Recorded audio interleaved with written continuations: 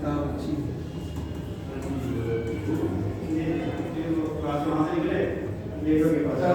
आप इनमें से कोई भी ये ले सकते हैं, LP शर्मा की किताब से पढ़ सकते हैं, ये अच्छी किताब है, ठीक है, तो ये भी ले सकते हैं। हाँ समझ गया। तो देखिए, मुगल के बाद का इतिहास, उत्तर मुगल कालीन इतिहास, एक बहुत बड़ा राजवंश था जो समाप्त हो जाता है, जिसकी स्थापना किसने की थी? बाबर ने। और बाबर के बाद ये औरंगजेब गद्दी पर, उसके बाद ये पतन होना शुरू हो जाता है। तो किसी भी इतिहास, किसी भी राजवंश का पतन जो होता है उसके कई कारण होते हैं उसके पतन होने के, कि वो राजवंश क्यों समाप्त हो गया। तो इतना बड़ा जो मुगल वंश का इतिहास था उसका पतन होने के कई कारण थे। सबसे पहला जो लॉजिकल कारण माना जाता है, ये क्वेश्चन आता है कि क्या अयोग्य शासक कारण क्या है ना सर? कारण क्या आएगा? अयोग्य शासक। अयोग्य शासक, हाँ ये आएगा बिल्कुल, अयोग्य शासक।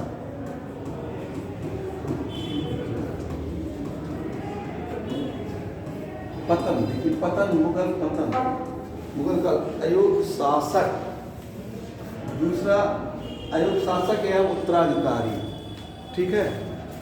दूसरा है औरंगजेब की धार्मिक नीति।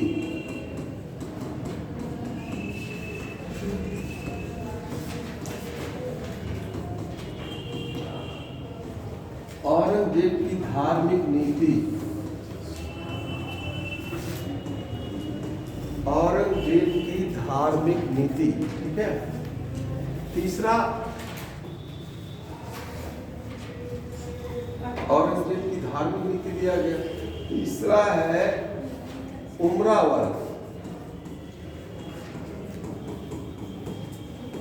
का हस्तक्षेप, उमरा वर्ग का हस्तक्षेप,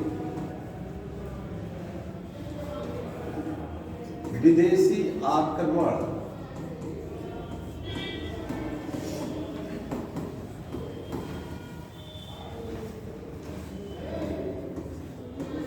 आर्थिक व्यवस्था कमजोर होना,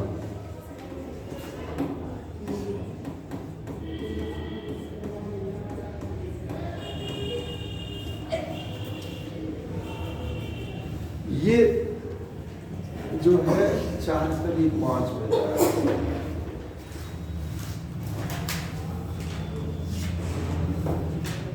ये 5 चीज। मुगल पतन, मुगल साम्राज्य का पतन हो गया अयोग्य शासक। औरंगजेब के बाद जितने भी शासक गद्दी पर बैठते हैं वो इतने बलशाली नहीं थे कि उस शासन को वो क्या कहते हैं, नियंत्रण में स्थापित किए। बाबर हुए, बाबर के बाद हुमायूं, अकबर, जहांगीर, शाहजहां, ये सभी शासक थे जो कहीं ना कहीं युद्ध के साथ विजेता भी थे, लेकिन आगे जो शासक थे वो कमजोर थे। कमजोर हो है, हाँ उमरावर, उमरावर। दूसरा है मुगल शासक क्यों समाप्त हो गया? औरंगजेब की धार्मिक नीति। औरंगजेब के काल में उसने कट्टरवादिता ला दी, इस्लाम धर्म को ज़्यादा समर्थन देने के कारण, और जजिया कर लगा दिया। इसलिए कई जगह युद्ध हुए, कई जगह उसके विद्रोह गए, कई मंदिरों को उसने तोड़ा। तो औरंगजेब की जो धार्मिक नीति है वो भी कहीं ना कहीं इसके पतन का कारण थी, ठीक है, इसके पतन का कारण बनी। तीसरा है उमरा। उमरा का मतलब होता है कि जो सामंतवादी वर्ग थे, जो बड़े बड़े क्या कहते हैं मनसबदार थे, और वो लोग क्या हुआ, शासन में अपना हस्तक्षेप करने लगे, मतलब नियंत्रण स्थापित करने लगे, हस्तक्षेप करने लगे, राजा को बैठाने लगे। राजा उनकी कठपुतली हो गया। कठपुतली होने के कारण राजा शासन कर ही नहीं पाया, और बाद में जो मुगल वंश है वो धीरे धीरे समाप्त हो गया। एक के बाद एक राजा बैठते हुए, कोई राजा स्थायी इतने तरीके से नहीं बैठा। चौथा है विदेशी आक्रमण। इसी मुगल वंश में विदेश से भी आक्रमण हुए थे। नादिर शाह ने आक्रमण किया, ठीक है, मोहम्मद शाह अब्दाली ने आक्रमण किया, और इसी के साथ साथ ब्रिटिश सरकार भी उस समय आ गई थी मुगल काल के ही काल में, और आंतरिक विद्रोह भी हुआ। तो ये भी आर्थिक व्यवस्था, उस समय मुगल की अर्थव्यवस्था भी डाउन हो गई थी, लोगों को सैलरी देने के लिए पैसा भी कम हो गया था औरंगजेब के बाद। तो अधिक से अधिक, जब मान लीजिए पैसा नहीं रहेगा तो कैसे देंगे सर? मान लीजिए किसी राजा के पास सिक्के नहीं है बांटने के लिए, तो क्या करेगा? जमीन देगा। तो जमीन, मान लीजिए जहां आपका कोई कब्जा है आपके क्षेत्र में, आप दूसरे को बसाएंगे, देंगे, तो आप कमजोर होंगे कि नहीं होंगे? तो वैसे ही राजा भी कमजोर होता गया, उसने दूसरे को अधिक से अधिक जमीन मतलब देने लगे, सामंतवादी व्यवस्था का विकास और हुआ और आने लगे। इससे क्या हुआ? पतन होने लगा। तो ये पतन के कारण है। ये क्वेश्चन आता है आपका लिखने के लिए मेंस में कि मुगल काल के पतन के कारण। तो ये आपका इम्पोर्टेंट ये हेडिंग है जिसका ये है। अब आपको बताते हैं कि मुगल वंश में औरंगजेब के बाद कौन से शासक गद्दी पर बैठे और किन्होंने शासन कैसे। औरंगजेब के बाद, औरंगजेब की मृत्यु होती है 1707 ईस्वी में। दक्षिण भारत, साउथ में उसकी मृत्यु होती है, दक्षिण भारत में। दक्षिण भारत के ही चक्कर में वो फंसा रहता है, लेकिन दक्षिण भारत में को वो कंट्रोल नहीं कर पाता है। उसका एक लड़का शहजादा अकबर रहता है, वो विद्रोह कर देता है और मराठों से भी इनका युद्ध होता है। तो दक्षिण भारत में ये फंसे रहते हैं। अंत में वहीं पर उनकी मृत्यु हो जाती है। इनकी मृत्यु के बाद गद्दी पर बैठता है इनको। अब उन्होंने, औरंगजेब ने वसीयत किया था अपने लड़कों के नाम पे, वसीयत। उनके लड़के, एक लड़के का नाम था बहादुर शाह प्रथम, जिसको कहा जाता था शहजादा मुहज्जम। औरंगजेब के बाद गद्दी पर बैठता है बहादुर शाह प्रथम। इसका काल है 1707 से 1713 ईस्वी। इसको शासन की बहुत चिंता नहीं थी, इसीलिए उस समय उपाधि भी दी। इसकी उपाधि थी साहे बेखबर।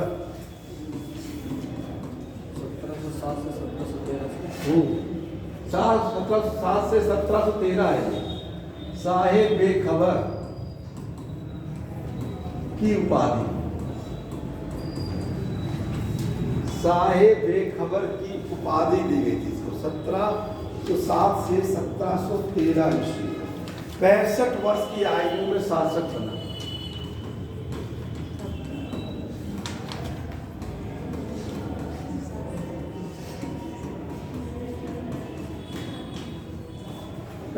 वर्ष की आयु में ये शासक बना था बहादुर शाह।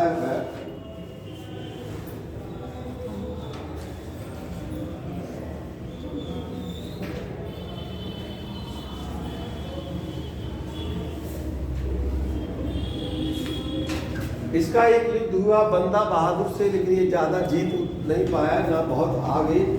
अब इसके बाद गद्दी पर बैठता है जहांदर शाह।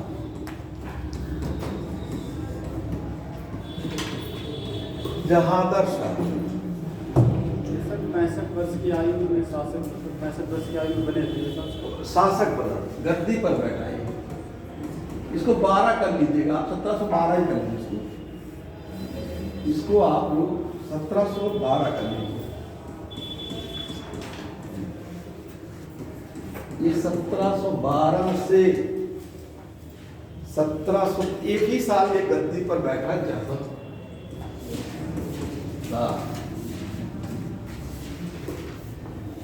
जहांदर शाह एक ही साल बैठा।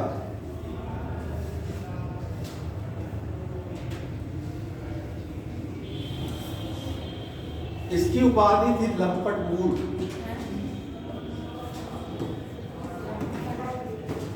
मूर्ख की उपाधि।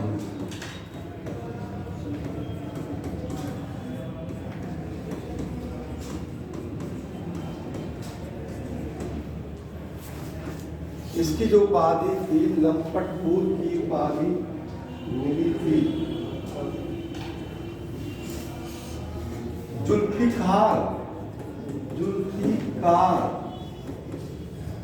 खां की सहायता से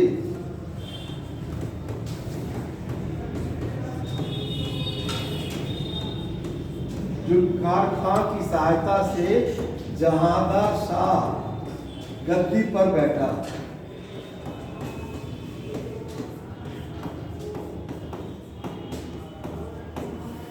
जुल्फिकार खां की सहायता से जहांदार शाह गद्दी पर बैठा।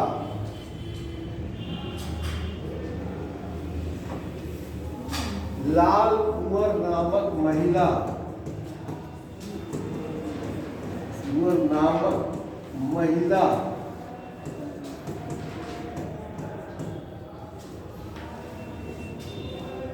जहांदार शाह के काल में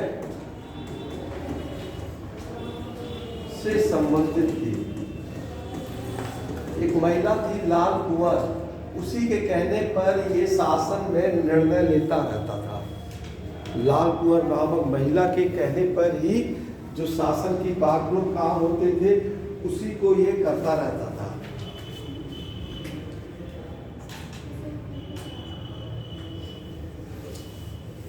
लाल कुंवर महिला आमेर के राजा, आमेर यानी जयपुर, आमेर के राजा सवाई जय सिंह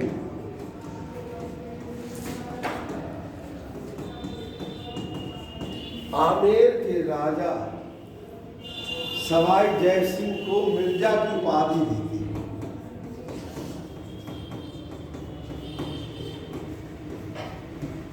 ये सर लाल कुंवर जो महिला है जी, ये मतलब कुछ की भी सर मतलब कुछ फेमस दरअसल ये गद्दी पर बैठे तो उस समय क्या है, कई लोग आते थे राजा के शासन में, कई लोग टच में रहते थे। तो एक महिला का इनसे बहुत लगाव हो गया था, जहांदार शाह का, ठीक है, बहुत ज़्यादा लगाव था। उस महीने की ही बात है, ये किसी को भी पद दे देते थे, किसी को मान लीजिए जमीन या भूमि दान देनी होती थी या देना होता था तो इसी महिला से परामर्श करते थे, दे देते। इसीलिए इतिहास में इस महिला का नाम भी उल्लेख मिल गया कि जहांदार शाह जो भी काम करते थे उस निर्णय के पीछे लाल कुंवर नामक एक महिला होती थी, जो इनके काल से, तभी तो इनको लंपटपुर कहा गया है। जो व्यक्ति सोच समझ के काम नहीं करता है, एक महिला जो कहाँ रहती थी, कहाँ से आती थी, ये नहीं लेना, वो जो भी कहती थी ये डिसीजन ले लेते थे। तो राजा को तो जनता को देखकर ना डिसीजन लेना चाहिए कि राज कानून जो होता है, नियम होता है, उसके आधार पर निर्णय लेना चाहिए। चाहे वो कोई महिला हो, चाहे वो कोई पुरुष हो, किसी के भी कहने पर निर्णय लेने से पहले सोच समझ के। इसलिए लाल कुंवर नामक महिला ये थी, कुछ अच्छा भी काम इन्होंने किया, ऐसा नहीं है। आमेर के राजा सवाई जय सिंह को मिर्जा की उपाधि इन्होंने दी थी जहांदार शाह ने। क्यों सर? हैं? मिर्जा की उपाधि क्यों दी थी?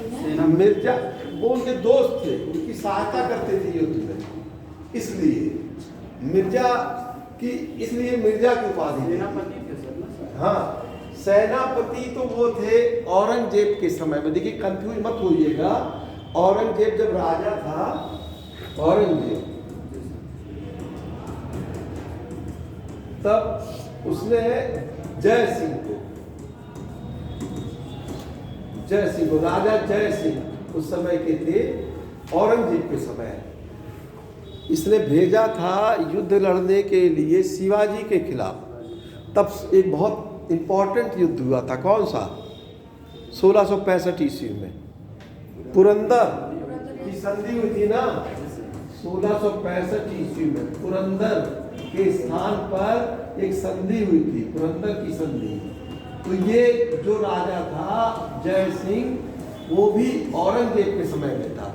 और ये मिर्जा राजा जय सिंह है, जिसको ये भी उसी नाम से है, आमेर का ही राजा ये था, जय सिंह।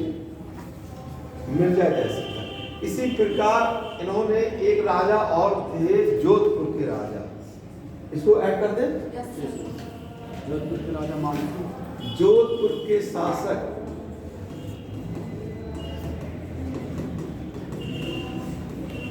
अजीत सिंह को, जोधपुर के शासक अजीत सिंह को महाराजा की उपाधि दी थी। महाराजा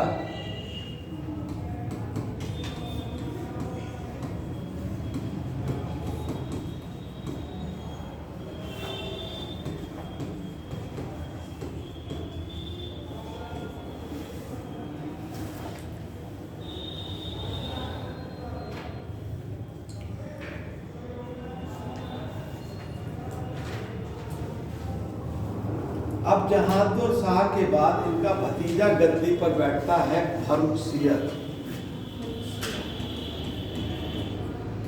फर्रुखसियर गद्दी पर बैठता है। फर्रुखसियर, इसका काल है 1713 से 1719 ईस्वी तक।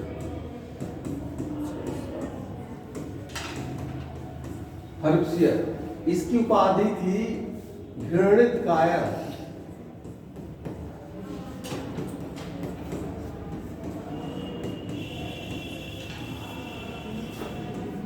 घृणित कायर इसकी उपाधि थी, घृणित कायर। इसको गद्दी पर बैठाने के लिए दो भाई थे, जिनको इतिहास में सैयद बंधु कहा जाता था। सैयद बंधु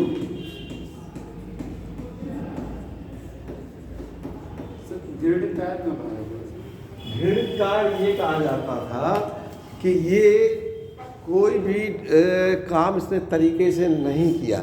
जो क्या कहते हैं, जो इसके साथ देने वाले थे उन्हीं को ये मरवा देता था। हाँ, उन्हीं को तो। और क्या कहते हैं, धोखा देता था, धोखा भी देता था। इसलिए जैसा लोग करते थे वैसे ही उस समय उपाधि भी मिल गई थी। सैयद बंधु ने फर्रुखसियर को गद्दी पर बैठाया था।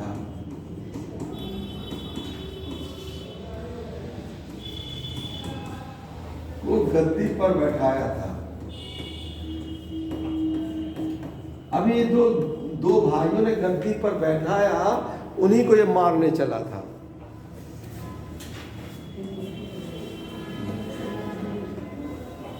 सैयद बंधुओं ने इनको गद्दी पर बैठाया था।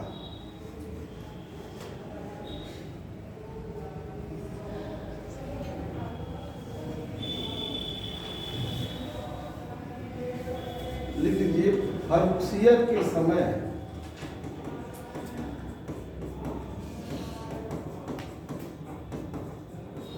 सिख नेता बंदा बहादुर की हत्या कर दी गई।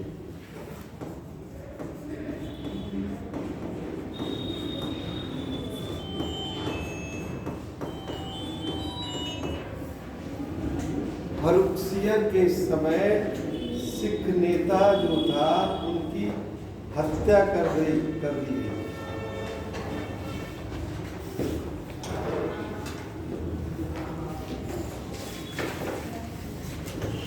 इसको लिखिए आपने। ये देखिए, बंदा बहादुर, सिख धर्म में 10 गुरु थे। ठीक है, आप लोग जानते हैं कौन कौन थे। गुरु नानक पहले थे, उसके बाद गुरु अंगद थे, फिर गुरु अमरदास थे। ठीक है, तीसरे चौथे गुरु रामदास, पांचवें गुरु अर्जुन देव, छठवें गुरु हरगोविंद, सातवें गुरु हरराय, आठवें हरकिशन, नवें गुरु तेग बहादुर और 10वें गुरु गोविंद सिंह। जब गुरु गोविंद सिंह की मृत्यु हो गई, ये गुरु परंपरा थी कि शिष्य होते थे। उसके बाद ये गुरु परंपरा खत्म हो गई। गुरु गोविंद सिंह के बाद, उनके बाद जहाँ भी उनके शिष्य रहते थे उनको उन्होंने खुद स्वयं शासन करने का और स्वयं कर दिया। तो बंदा बहादुर पंजाब के आसपास पश्चिम में शासन कर रहा था, उसका झगड़ा मुगलों से लगातार हो रहा था। लेकिन फर्रुखसियर के काल में इसी बंदा बहादुर की, जो कि गुरु गोविंद सिंह का शिष्य था, उसकी हत्या कर दी जाती है। इसी समय मराठा, इसको ऐड कर दे। देखिए मराठा अभी आपको बताया गया होगा थोड़ा बहुत। मराठा देखिए, एक तो थे शिवाजी थे। शिवाजी के लड़के का नाम था संभाजी, और संभाजी के लड़के का नाम साहू के एक सेनापति थे बालाजी विश्वनाथ, नाम सुना है? जी सर। तो जब फर्रुखसियर, इतना तो समझ में आ गया आपको जो लिखा है, ठीक है। अब फर्रुखसियर के समय साहू था, मराठा में पूना में शासन कर रहा था, और इनका युद्ध हमेशा मुगलों के साथ दक्षिण में लड़ाई होती रहती थी। उस समय साहू और फर्रुखसियर के बीच में लड़ाई हो रही थी, विदेशी आक्रमण भी हो रहा था फर्रुखसियर के काल में भी। और तो साहू की तरफ से बालाजी विश्वनाथ और फर्रुखसियर के बीच में समझौता। फर्रुखसियर कौन था? मुगल शासक था। जो कह रहे हैं आप लोग क्लियर समझिए, कंफ्यूज मत होइएगा, ठीक है। जो बताए हैं एकदम समझिए, इसलिए इसको तरीके से समझिए। इसको लिखवा तो रहे हैं ये। साहू और मुगल शासक कौन था? फर्रुखसियर। अब यहाँ होता है समझौता। क्या होता है? समझौता साहू और फर्रुखसियर के बीच में। ये समझौता ये होता है कि अगर दिल्ली पर कोई बाहरी व्यक्ति आक्रमण करेगा तो मराठा, बालाजी विश्वनाथ के नेतृत्व में मराठा सैनिक दिल्ली जाएंगे और उस राजा की रक्षा कर देंगे। बदले में मराठा को क्या मिलेगा? चौथ और सरदेश मुखी एवं सरदेश मुखी। चौथ और सरदेश मुखी ये कहां से मिलेगा? ये दक्षिण जो एरिया था इनका मुगल का था। मुगल काल में जब औरंगजेब ने जीता था तो औरंगजेब का शासन काल यहाँ तक हो गया था। साउथ में उन्होंने 2 राज्य जीते थे। कौन से हैं? 2 कौन से राज्य? जल्दी से बताइए। 2 राज्य जीते थे औरंगजेब हैं? गोलकुंडा था। हाँ, एक बता दिए, एक और यहाँ से भी आ जाना चाहिए। गोलकुंडा के अलावा बीजापुर और गोलकुंडा 2 राज्य जीता था। तो ये इनकी जो सीमा थी ये मराठा से इधर आ गई थी। तो ये जो मराठे थे वो उत्तर भारत और यहाँ दोनों युद्ध करते थे। तो वो चाहते थे कि हमको चौथ और सरदेश मुखी। किसी को मालूम है चौथ और सरदेश मुखी क्या होता है? कर है सर। हाँ, टैक्स है। क्या मतलब चौथ मतलब कौन सा टैक्स? चौथ और सरदेश अभी मालूम लिखने को आए। तो चौथ को यह एक कर है, लेकिन इससे नंबर नहीं मिलेगा, बताना पड़ेगा कौन सा कर। जो इलाके की सुरक्षा करते थे उससे। हाँ, तो इलाके की सुरक्षा में चौथ में भी मिलता है, लेकिन क्या है ये? लूटपाट। जो प्रांत होते थे उनकी जो सुरक्षा करते थे उसके। हाँ, आप सही कह रहे हैं। जो प्रांत थे उनकी सुरक्षा के लिए मराठा कर लेते थे। उनको सरदेश मुखी और चौथ दोनों कहा जाता था। लेकिन था क्या? उस प्रांत की आय था। चौथ मतलब कितना? 1/4 प्रांत। मान लीजिए कोई प्रांत है, दक्कन है, तो वहाँ जितनी आय होती थी उसका 1/4 ले लेते थे। टैक्स और सरदेश मुखी 1/10वां हिस्सा होता है। तो ये दोनों 6 प्रांतों में इन लोगों को मिल गया। इसको कहते थे दिल्ली का समझौता हुआ। तो लिख लीजिए, अब लिख लीजिए आप 1719 में ईस्वी में दिल्ली का समझौता हुआ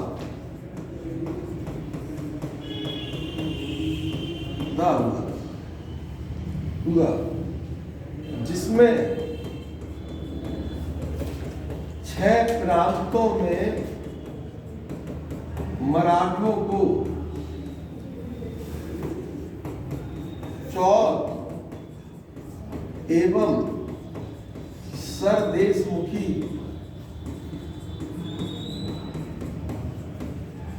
प्राप्त हुआ तथा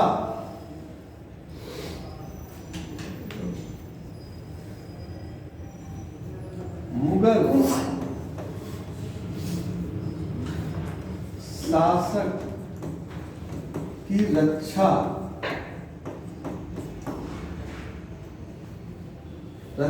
का दायित्व शामिल था।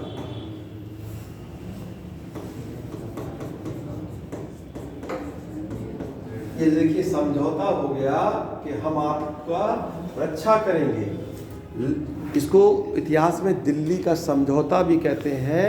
ये उस समय के मुगल शासक थे फर्रुखसियर और मराठा के शासक थे साहू।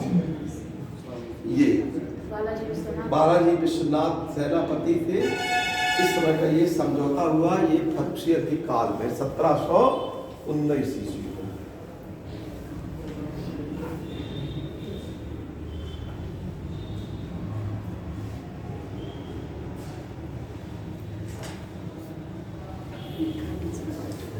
इसको लिख लिया आप लोग? हो गया इस शामिल था। तो देखिए ये एक समझौता हो गया, दिल्ली का समझौता।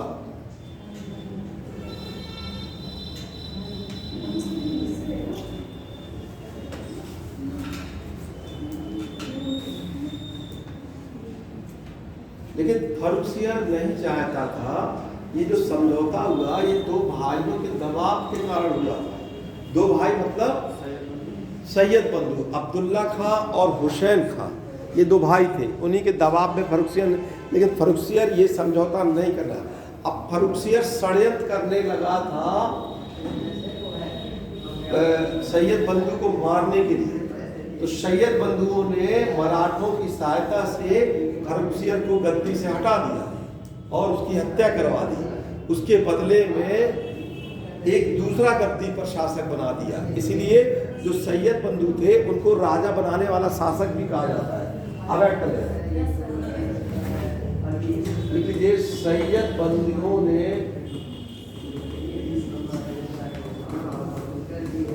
फर्रुखसियर के स्थान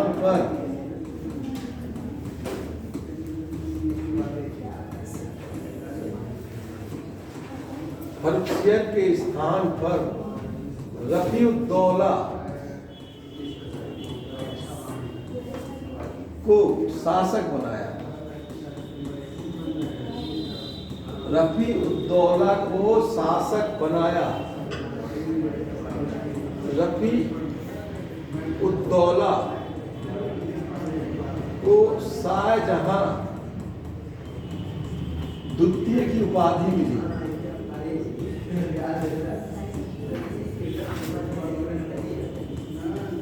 सैयद बंधु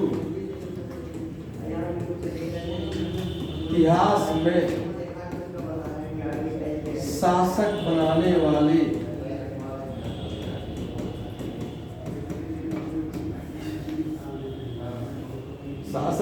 वाले के नाम से प्रसिद्ध है।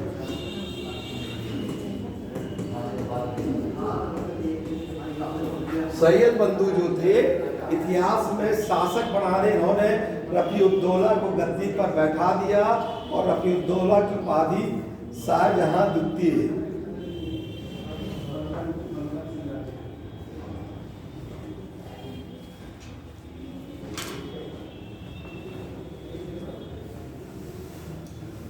अब ये 1719 में ही गद्दी पर बैठा था, लेकिन 4 ही 6 महीने गद्दी पर बैठा, इसकी मृत्यु हो जाती है।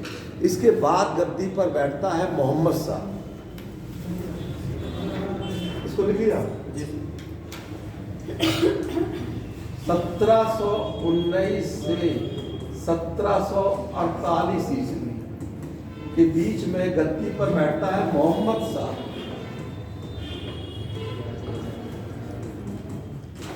मोहम्मद शाह का अन्य नाम नौशन अख्तर था।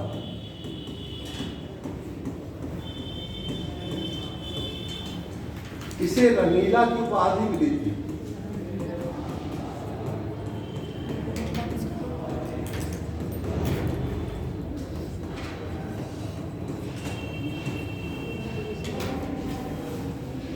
इसे रंगीला की उपाधि मिली थी।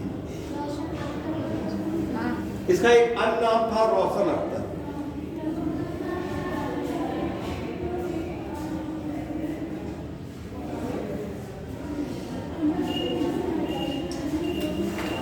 इसके शासन काल में जब गद्दी पर बैठा तो मुगल काल का पतन और तेजी से हुआ, यानी राज स्वतंत्र होने लगे।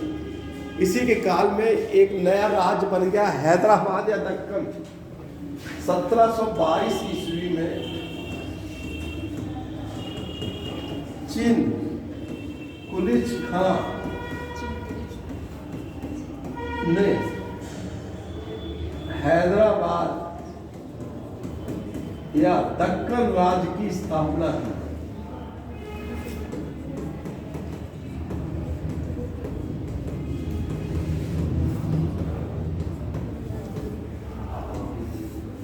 हैदराबाद या दक्कन राज्य की स्थापना की थी। मुर्शीद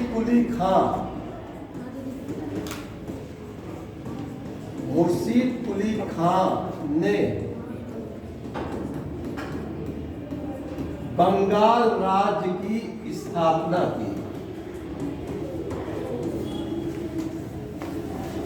मुर्शीद कुली खां ने बंगाल राज्य की स्थापना की।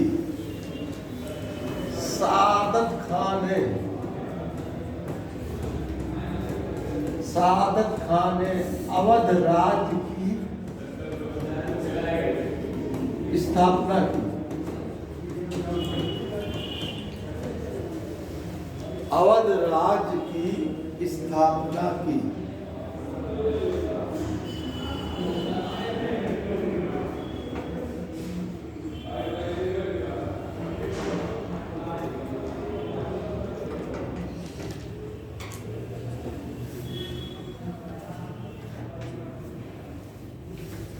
अवध राज्य की स्थापना की।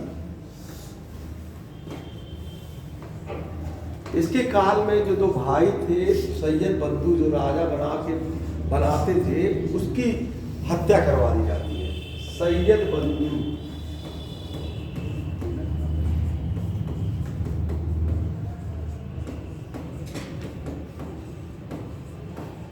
की हत्या कर दी जाती है। सैयद बंधु की हत्या कर दी जाती है इसके शासन काल में।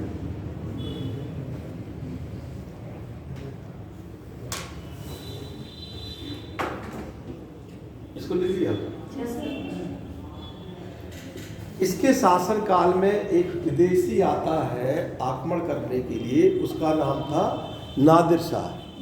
वो ईरान से आता है, नादिर शाह आक्रमण करने के लिए, और एक युद्ध होता है 1739 ईस्वी में। 1739 ईस्वी में करनाल का युद्ध हुआ। मोहम्मद शाह एवं नादिर शाह के बीच में हुआ।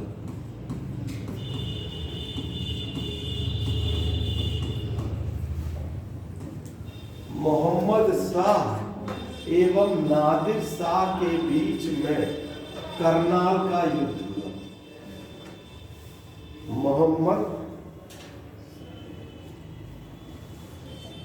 करनाल हरियाणा में है, जैसे पानीपत हरियाणा में है, ठीक है, और तराइन भी हरियाणा में है। ये सब फेमस युद्ध है, ये हरियाणा में ही होता है। ये हुआ नादिर शाह आया, पहले तो उसने समझौता किया, 57 दिन तक वो दिल्ली रहा, लेकिन ये युद्ध हुआ। इस युद्ध में कई लोग मारे जाते हैं। इस युद्ध में नादिर शाहजहां ने 2 चीज बनवाया था। तख्ते ताउस, जिस सिंहासन उसको बोलते हैं, वो हीरो से जड़ा था। 9 करोड़ रुपए का उस समय बना हुआ था, इतना हीरे जड़ा था वो। शाहजहां का शासनकाल कब से कब तक है? शाहजहां 1627 से 1658 ईस्वी के बीच में गद्दी पर बैठता है। इसी दौरान वो कई चीज का निर्माण करता है। लाल किला बनवाता है और आगरे के किले में भी कई इमारत बनवाता है वो। तो वैसे ही उसने एक तख्ते ताउस बनवाया था, जिसको नादिर शाह ले जाता है।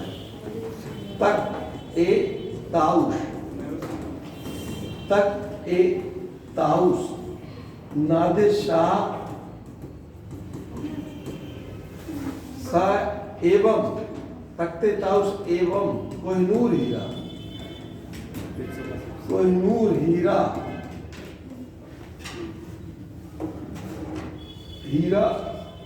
लेकर चला जाता है।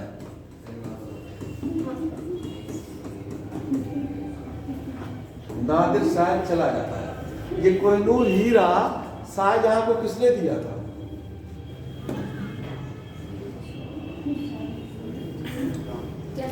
शाहजहां का पास कोहिनूर हीरा था। इस कोहिनूर हीरा को अभी क्वेश्चन आ जाए कि शाहजहां को किसने दिया था। हमने हीरा की कहानी पूरी बताई थी आपको। इसको दिया था किसी ने शाहजहां को?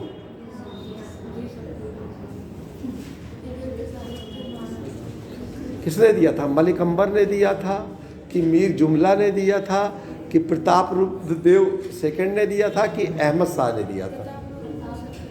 नहीं, मीर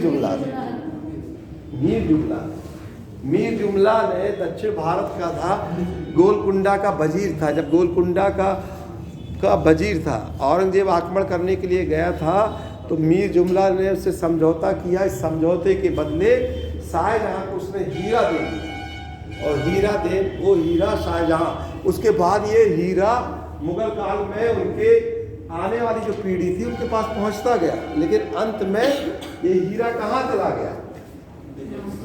नादिर शाह के पास। और नादिर शाह वास्तव में अफगानिस्तान का था, नादिर शाह। और नादिर शाह के बाद शाह शुजा इसके काल में शासक बैठता है। उसने पंजाब पे आक्रमण किया था। पंजाब का शासक था राणा रणजीत सिंह। ये देखिए, पंजाब का शासक था, पंजाब का। ये हीरा भी देखिए इसके पास, इसके बच्चे के पास पहुंचा। तो ये आक्रमण करता है पंजाब पर, तो इसकी कुछ तोप गिर जाती है। राणा रणजीत सिंह इस तोप को वापस भेज देता है। उसी के बदले में हीरा इसको मिल जाता है, राणा रणजीत सिंह को। उसके बाद रणजीत सिंह का एक वंशज होता है दिलीप सिंह। इस समय जब दिलीप सिंह राजा होता है, तो उस समय ब्रिटिश सरकार का शासन होता है, और यहाँ गवर्नर जनरल होता है। कौन होता है? लॉर्ड डलहौजी। आप लोग पढ़ेंगे, लॉर्ड डलहौजी ने पंजाब को जीत लिया था। द्वितीय पंजाब को भारत में विलय कर लिया था जीत कर।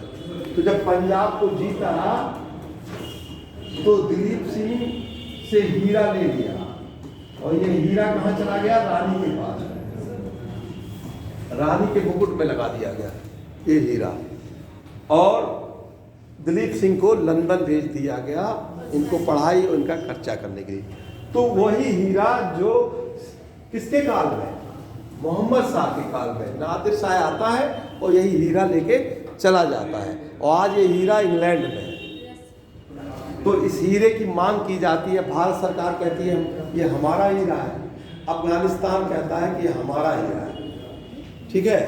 और इंग्लैंड कहता है कि नहीं, ये जीत कर हमको गिफ्ट मिला था, तो ये मेरा हीरा है। ठीक है, चलिए। तो मोहम्मद शाह के काल में ये 1739 को यही युद्ध हुआ था। मोहम्मद शाह के काल में ही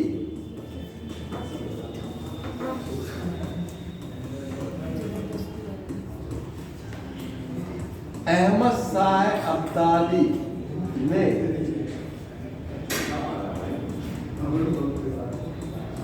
अपना प्रथम आक्रमण किया था।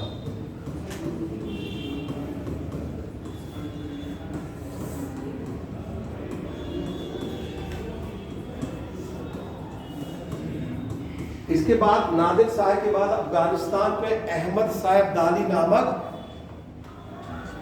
एक विदेशी आक्रांता गद्दी पर बैठता है। उसी ने नादिर शाह के खिलाफ ही पहला आक्रमण भारत में किया था।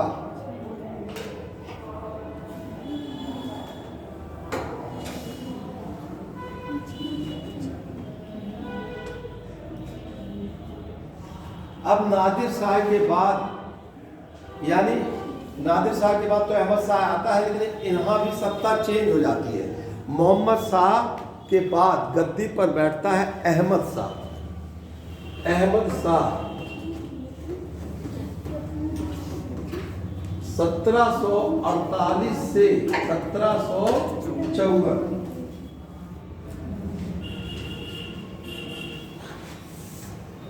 1754 अहमद शाह गद्दी पर बैठता है। अहमद शाह के काल में अहमद शाह अब्दाली कई बार आक्रमण करता है। अहमद शाह अब्दाली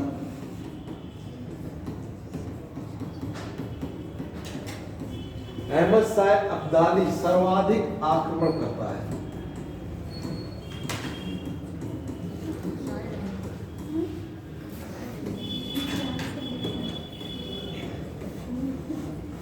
अहमद शाह अब्दाली सर्वाधिक आक्रमण करता है अहमद शाह के शासन काल में।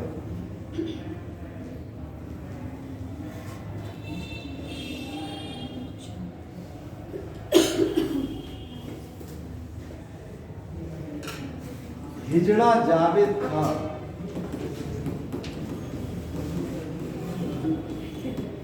अहमद शाह अब्दाली अहमद शाह के शासन काल में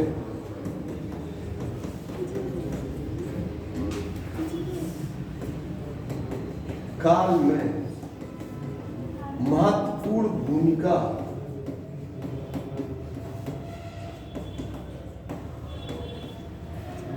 निभाता है। ये जावेद खान इसके शासन काल में एक मंत्री के रूप में रहता है और अहमद शाह अब्दाली उसको अपने शासन में हस्तक्षेप करने की अनुमति देता है जावेद खान को। जावेद खान को उपाधि दी गई थी नवाब बहादुर।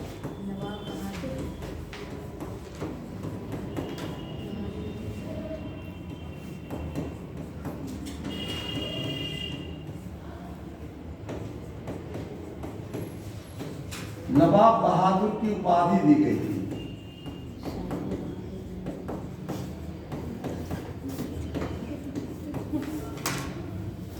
जावेद खान को नवाब बहादुर की उपाधि दी गई थी।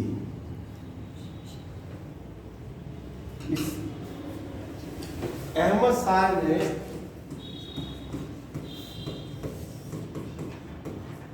अवध के नवाब सफदरजंग को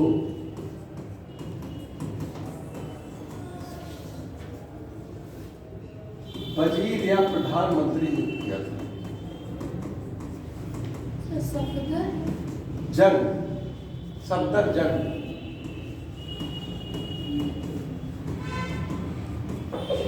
सफदरजंग ये अवध का एक राजा था। इसको जो है वहाँ का प्रधानमंत्री नियुक्त किया गया था या वजीर नियुक्त किया था।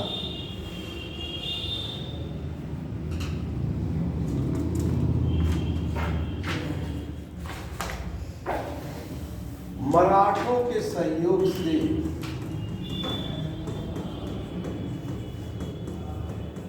से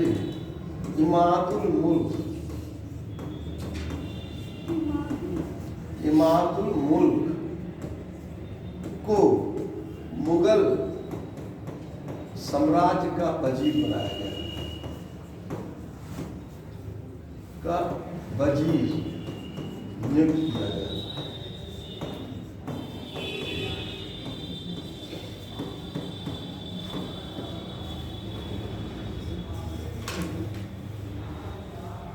मराठे थे, जब सफदरजंग के बाद मराठों ने यहाँ पर भूमिका निभाई और यहाँ पर वजीर बना दिया किसको? इमादुल मुल्क को। उस समय इस तरीके से घटना होती थी कि एक कोई दूसरे को वजीर बना देता था, कोई दूसरा, यानी राजा का केंद्रित होना मुश्किल हो गया था, राजा केंद्रित नहीं था। तो उस समय ये घटनाएं घटती रहती थी। अहमद शाह के बाद गद्दी पर, इसको लिख दिया आपने? अहमद शाह के बाद गद्दी पर बैठता है आलमगीर द्वितीय।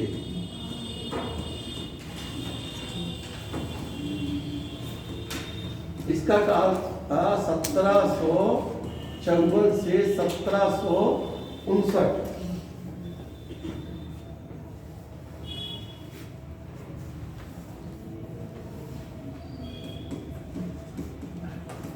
ये जब गद्दी पर हुआ तो एक युद्ध लड़ा गया था उस समय, बंगाल में प्लासी युद्ध हुआ था।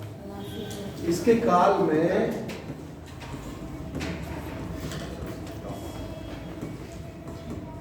बंगाल में प्लासी का युद्ध हुआ।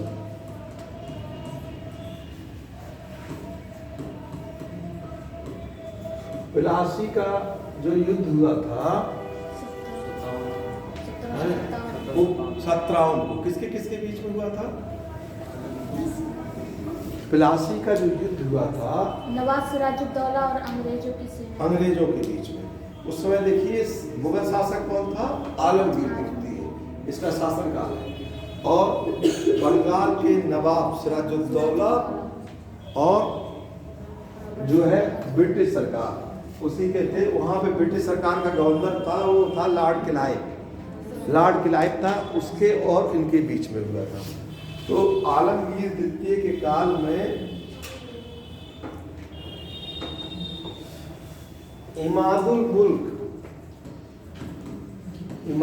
मुल्क ने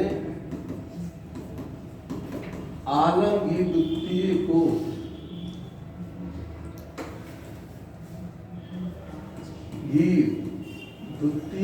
कठपुतली बना दिया था। ये जो भी काम करता था अपने वजीर के बिना आदेश से कोई काम नहीं करता था।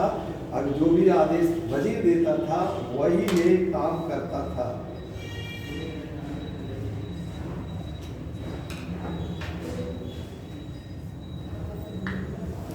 आलमगीर द्वितीय के बाद गद्दी पर बैठता है शाह आलम द्वितीय।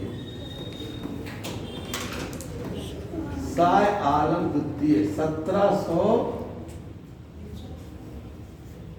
ये गद्दी इसका शासनकाल है 1759 से 1806 ईस्वी।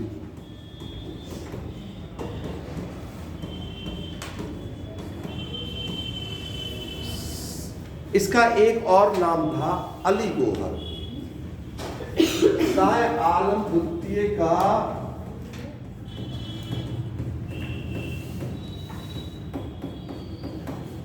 एक अन्य नाम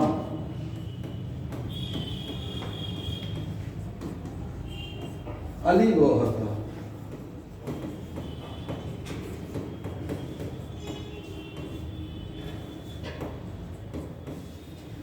जब ये राजा था तो अंग्रेजों से इसका एक युद्ध हो जाता है। इतिहास में बहुत फेमस युद्ध था।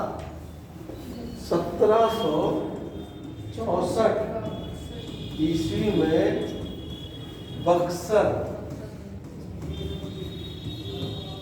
के युद्ध में शाह आलम द्वितीय अंग्रेजों से पराजित हो गया।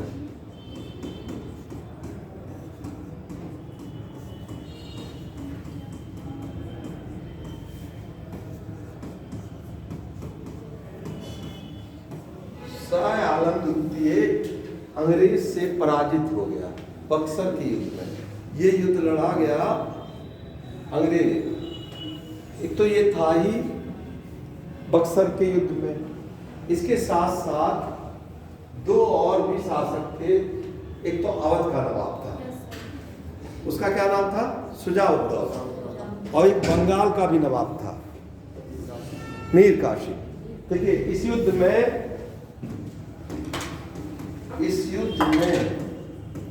अवध का नवाब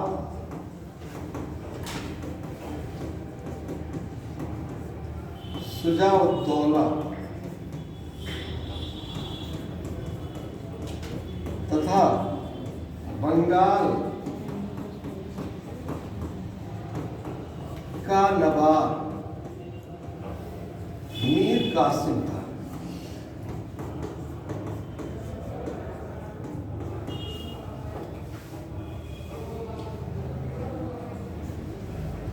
ये शामिल था और खुद मुगल राजा था। ये युद्ध लड़ा गया, जीत लिया गया। इसके बाद मुगल शासक को अंग्रेजों से एक समझौता करना पड़ा और बंगाल में जो टैक्स था उसको दीवानी बोले जाते थे। दो प्रकार का होता था, एक होता था दीवानी और एक होता है फौजदारी। ठीक है, दो चीज़ होती है ना, दीवानी को इंग्लिश में सिविल बोलते हैं और फौजदारी को क्रिमिनल। तो अंग्रेजों ने होशियार थे, दीवानी अपने पास ले लिया, यानी रेवेन्यू जो राजस्व का मैटर था। अंग्रेजों ने मुगल शासक से समझौता कर लिया कि मुगल ये रेवेन्यू हम देखेंगे। जब रेवेन्यू देखेंगे तो उनको पैसा अपने आप मिलेगा और फौजदारी उनको दे दिया। और इसी तरह बंगाल में धीरे धीरे अंग्रेजों ने जो क्या कहते हैं प्लासी का युद्ध लड़ा था और बक्सर का युद्ध लड़ा, दोनों में ये मोहर लगा दी, यानी अब पूरे बंगाल में अंग्रेजों की सत्ता स्थापित हो गई। इसके बाद पूरे धीरे धीरे धीरे जब तक बाकी शासक थे और बाकी जो छोटे छोटे राज्य थे उन पे भी विजय करना शुरुआत कर दी थी। इसको लिख लिया आपने? तो ये 1700 शाह आलम द्वितीय के बाद 1806 से 1828 पे अकबर द्वितीय गद्दी पर बैठा।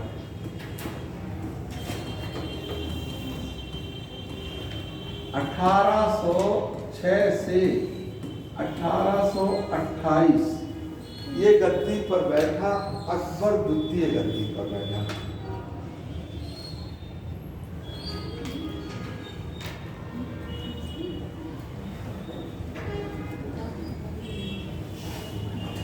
इसके पहले एक चीज और इसके बारे में हम बता दें, शाह आलम द्वितीय को अंग्रेजों ने जब संधि की तो इसको दिल्ली से हटा दिया, इसको एक दूसरे जिले में बैठा दिया। कहाँ पर है?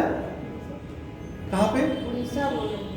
ये इसीलिए किताब मत देखिए तो गलत उत्तर आ जाएगा।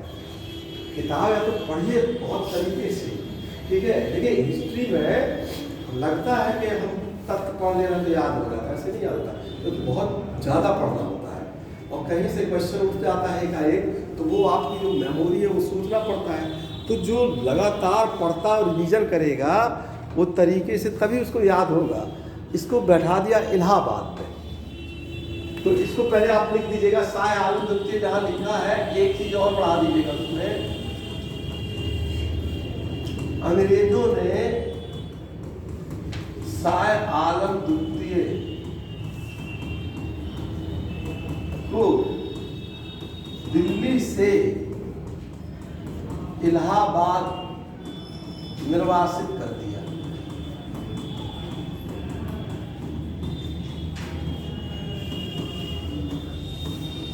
दिल्ली से इलाहाबाद इसको बैठ गया कि अब आप इलाहाबाद चलिए। अभी दिल्ली को जीता नहीं है, लेकिन इलाहाबाद में निर्वासित कर दिया इसको, दिल्ली से इलाहाबाद। उसी समय मराठा में एक सरदार हुआ करते थे जिनका नाम था महादजी सिंधिया। लिख लीजिए, महादजी सिंधिया। सिंधिया शाह आलम द्वितीय को इलाहाबाद से पुनः दिल्ली में बैठाया।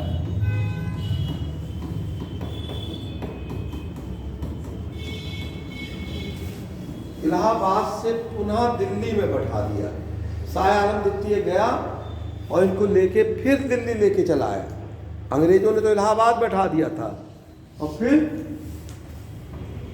दिल्ली लेके चला आया। गुलाम कादिर खान ने शाह आलम द्वितीय को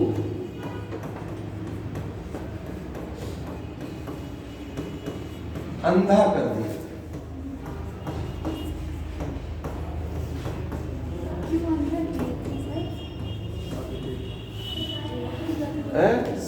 इसलिए कि वजीर जो है राजा को पसंद नहीं करता था। जब राजा कमजोर हो जाता था, जब आसपास जब एकता यूनिटी नहीं रहेगी, तो उस समय विरोधी हमेशा तत्पर रहते थे कि राजा को हटा दिया जाए। कोई ना कोई तो वजीर ने देखा कि राजा तो शासन ही नहीं कर पा रहा है, अंग्रेज उसको इलाहाबाद बैठा दे रहा है, कोई इलाहाबाद से दिल्ली, ये तो शासन करने लायक है ही नहीं है, तो इसको इससे बढ़िया तो अंधा हो जाए, चाहे जहाँ रहे, कोई दिक्कत ही नहीं। ठीक है, तो गुलाम कादिर खान ने शाह आलम द्वितीय को अंधा कर दिया। इसके बाद देखिए अकबर द्वितीय गद्दी पर बैठता है 1806 से 28 मत लीजिएगा, 37 कर दीजिएगा, 1837 तक अकबर द्वितीय।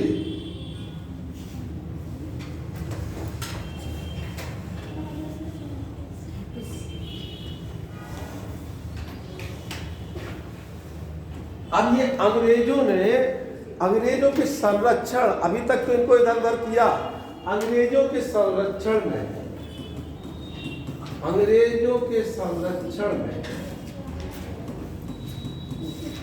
बनने वाला पहला शासक था ये अकबर द्वितीय। अंग्रेजों के संरक्षण में बनने वाला अकबर द्वितीय पहला शासक था अंग्रेजों के संरक्षण में।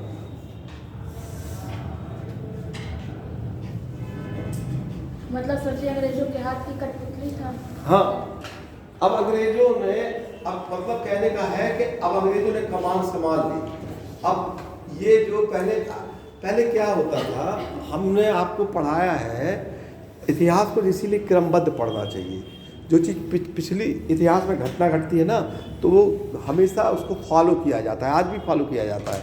इतिहास की बहुत सी चीज़ें हम लोग फॉलो ही ना कर रहे हैं कि नहीं कर रहे हैं, ज़्यादातर इतिहास का ही फॉलो करते हैं। तो वैसे उस समय भी मुगल साम्राज्य को या सल्तनत काल के शासकों को सम्मान मिलता था। एक सिजदा व पैबूस किसी ने चलाया था, किसने? बलबल ने। तो ये प्रथा चली आ रही थी कि महल में राजा का सम्मान होता रहे, और कोई भी आएगा तो राजा को झुककर सलाम करेगा, उनको सम्मान देगा। जैसे हम लोग अभिवादन, नमस्ते या सब करते हैं, तो वैसे ही उस समय की ये एक वातावरण था कि मुगल राज्य में ये सम्मान मिलता रहे। लेकिन जब अकबर द्वितीय गद्दी पर बैठा तो उनको सम्मान देना अंग्रेजों ने बंद कर दिया, और अपने संरक्षण में उन्होंने कहा कि अब आप हमारे अंडर में काम करेंगे, हम आपके अंडर में काम नहीं करेंगे। जबकि उन्होंने अभी तक ज़्यादा राज नहीं जीता था, बंगाल ही जीता था, लेकिन मुगल शासक डर गया उनके आगे और उनके संरक्षण में काम करने लगा। डरपोक जनता भी कुछ नहीं कहने लगी थी। क्यों? क्योंकि शासक उत्तराधिकारी कमज़ोर थे। जब शासक रहेगा तब जनता उसके सरकार जब तेज होती है, शासक तेज होता है तो जनता भी समर्पण करती है, और जब शासक कमजोर होगा तो जनता तुरंत उनको हटा देती है, या मंत्री या वजीर जो भी है वो हटा देते हैं। तो अकबर द्वितीय इसीलिए संरक्षण में काम करने लगा। उस समय इसी समय भारत में सामाजिक आंदोलन भी चल रहा था 1806 से 1828 के बीच 37 के बीच में। उस समय राजा राम मोहन राय भी थे, तो राजा राम मोहन राय से ये बहुत प्रभावित हुए। इनको पेंशन नहीं मिल रही थी अकबर द्वितीय को, तो राजा राम मोहन राय को इन्होंने भेजा कि अंग्रेज पेंशन, देखिए भारत में जो गवर्नर जनरल शासन करते थे वो तो भारत में थे, लेकिन इनके ऊपर जो शासन था वो था इंग्लैंड में। इंग्लैंड में कौन था? राजा या रानी, कोई हो सकता था, और वहां की संसद होती थी, संसद होती थी। जैसे यहाँ की संसद है, भारत में जो लिया गया है यहाँ की संसद है ना, पार्लियामेंट, वैसे वहाँ भी पार्लियामेंट है। लेकिन जैसे भारत के राष्ट्रपति होते हैं वैसे ही ये लोग होते हैं। तो इनको जो पैसा दिया जा रहा, जब पैसा सैलरी बंद कर दी अंग्रेजों ने, इनको संरक्षण में ले लिया तो पैसा खुद देने लगे। तो इसी के लिए राजा राम मोहन राय को भेजा था अकबर द्वितीय ने इंग्लैंड में। तो राजा राम मोहन राय तो वैसे भी फेमस थे। क्यों फेमस थे? क्यों फेमस थे? सामाजिक आंदोलन करा थे उन्होंने। समाज में जो प्रचलित बहुत सी क्रूरतियां थी, उन्मादिता थी, उनको दूर किया। जैसे सती प्रथा, कानून बनवाया, सती प्रथा। तो इन्होंने राजा राम मोहन राय को एक उपाधि दे दी थी, राजा। अकबर द्वितीय ने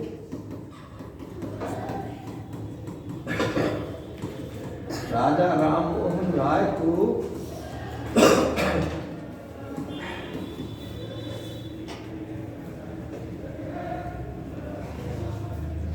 राजा की उपाधि दे दी, राजा की उपाधि दे दिया इन्होंने, क्योंकि वो बहुत अच्छा काम कर रहे थे उस समय, समाज में बहुत अच्छा काम कर रहे थे। दूसरी बात थी कि उस समुद्र में पार करने, इनकी बात कहने के लिए इंग्लैंड में चले गए।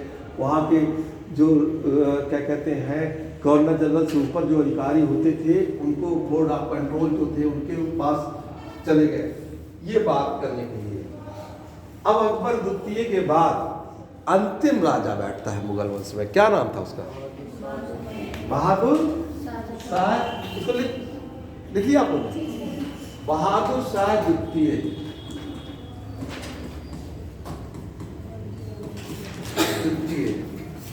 इनका काल था 1837 से 1857।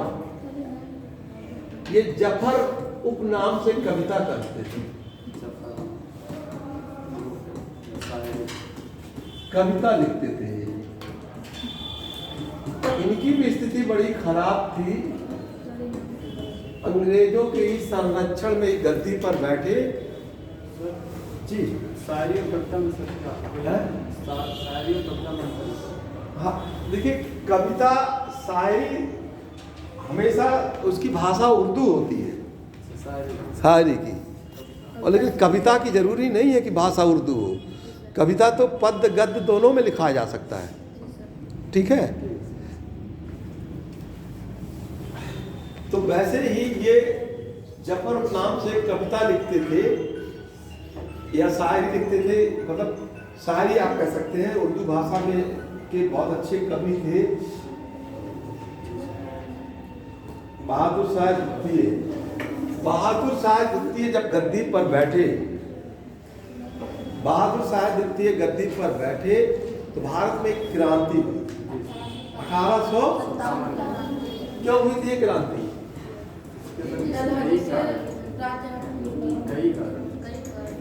कई कारण थे। 1857 की क्रांति के कई कारण थे। डलहौजी की जो नीति थी, राजहड़प नीति थी, वो उनकी हाँ हाँ तत्कालिक कारण ये था कि उस समय बंदूक का आविष्कार तो हो ही चुका था। तो एक बंदूक पहले प्रयोग होता था ब्राउन बैस, उसके स्थान पर एक दूसरी बंदूक लाई गई, एनफील्ड राइफल। इसका प्रयोग होने लगा।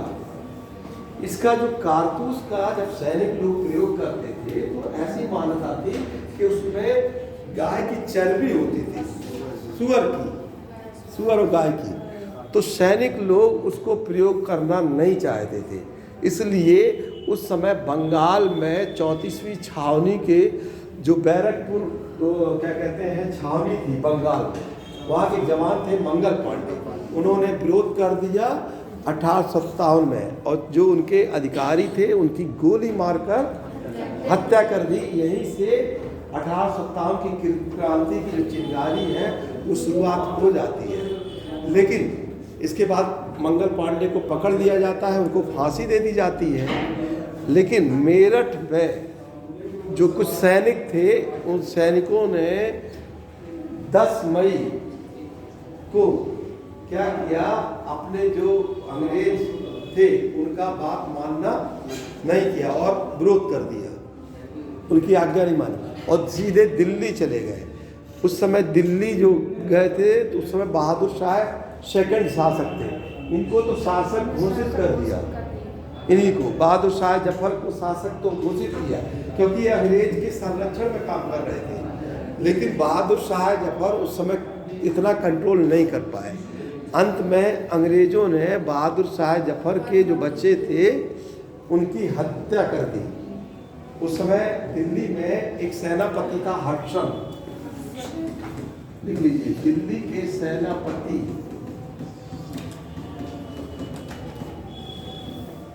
हडसन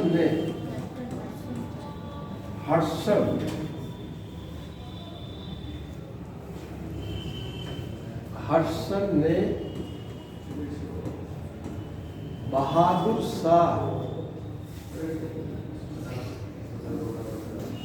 शाह के वंशज मिर्जा मुगल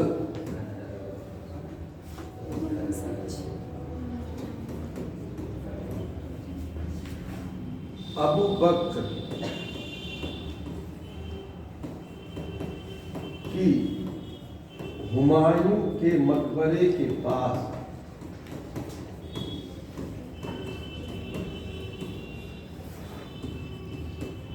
गोली मारकर हत्या कर दी।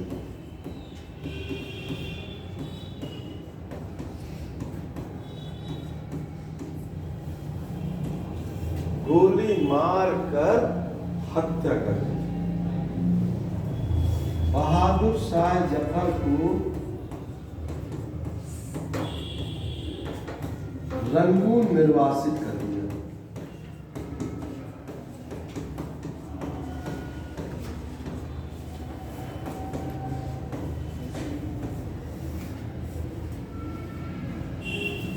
बहादुर शाह जफर को रंगून निर्वासित कर दिया।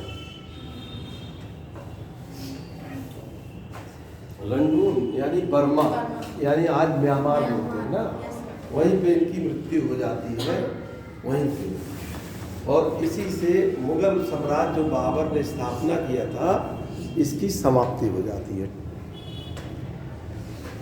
ये था मुगल, उत्तर मुगल कालीन का इतिहास, यहीं ख़त्म हो जाता है। आप लोग कुछ पूछना है तो पूछ लीजिए, जो बताया गया है इसमें से कोई चीज़ पूछना है तो पूछ लीजिए इसमें से जो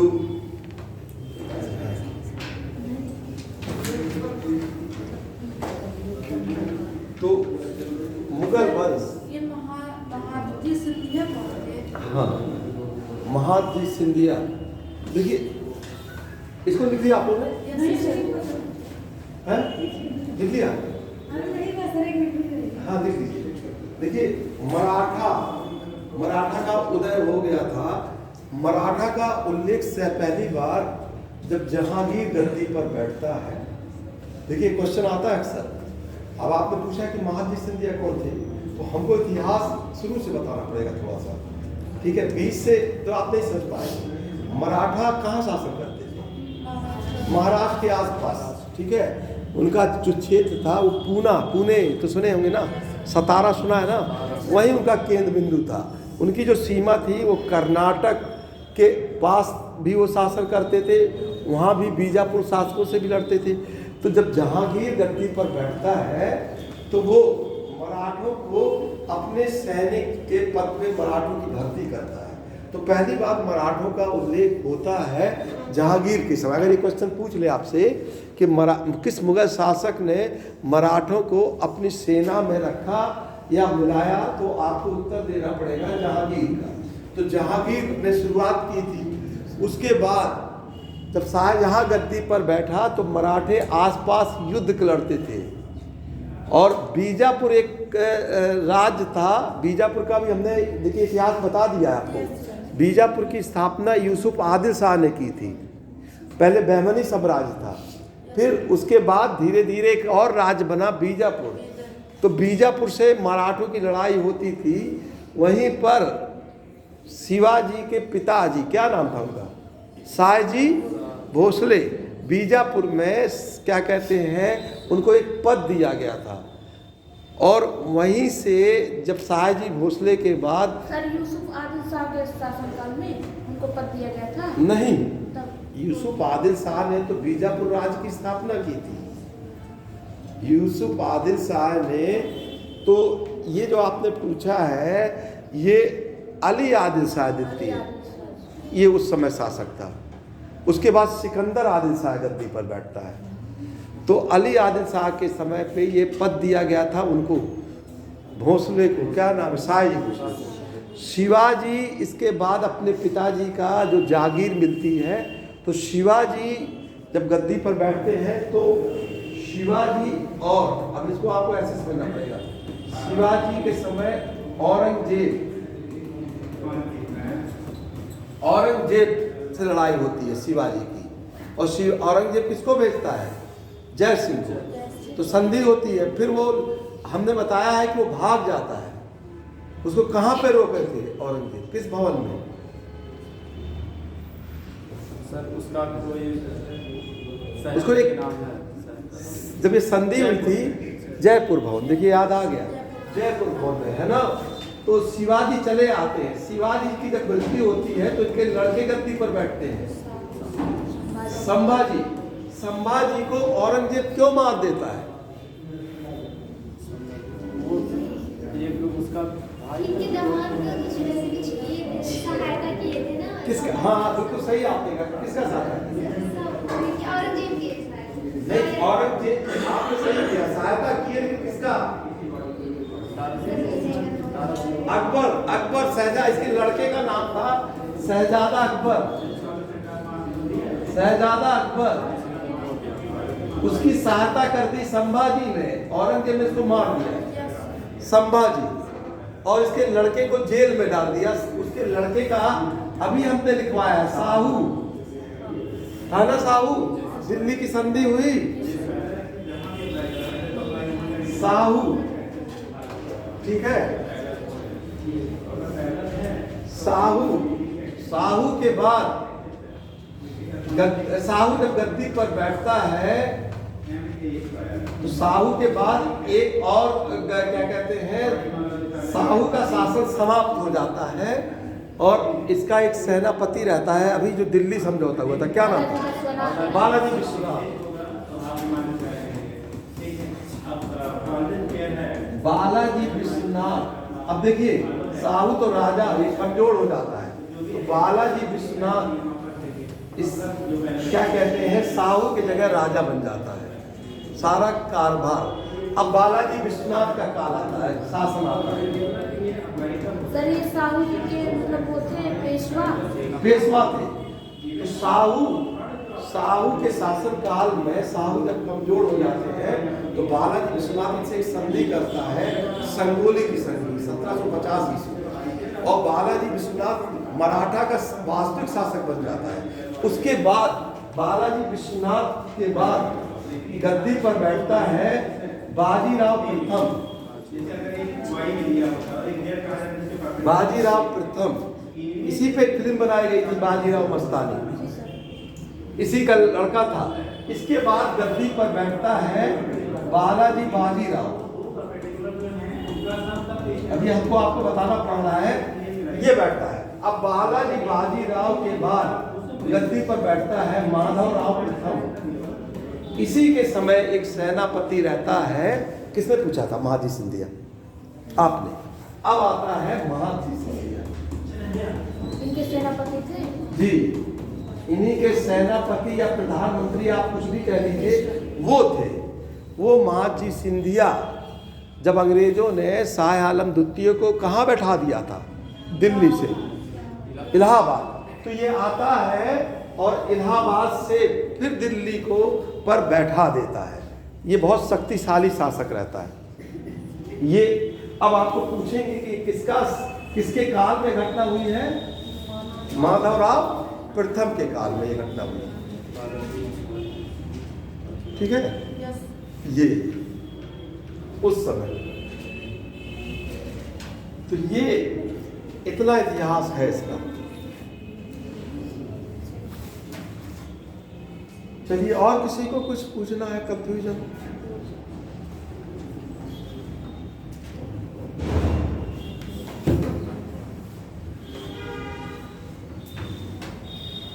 तो ये आपका उत्तर मुगल कालीन इतिहास खत्म हो गया है यहाँ पर। ये मुगल वंश तो पहले ही बता दिए हैं, ये पूरा मुगल वंश का ये इतिहास जो है खत्म हो जाता है उत्तरकालीन। अब कल आपका जो टॉपिक है वो है सूफी और भक्ति का। दो टॉपिक और है, सूफी और भक्तिवाद। चलिए इसको बंद कर दीजिए।